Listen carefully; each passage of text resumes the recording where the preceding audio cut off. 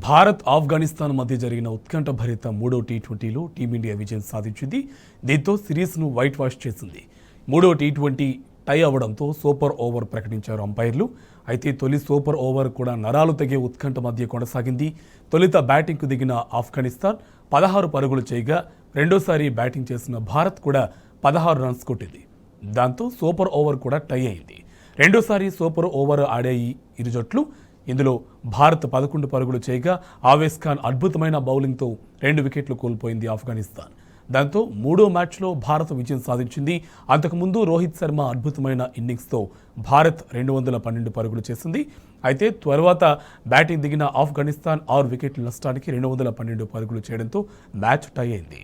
3 మ్యాచ్ల సిరీస్లో వరుసగా 2 మ్యాచ్లు గెలిచి భారత్ సిరీస్ కైవసం చేసుకుంది.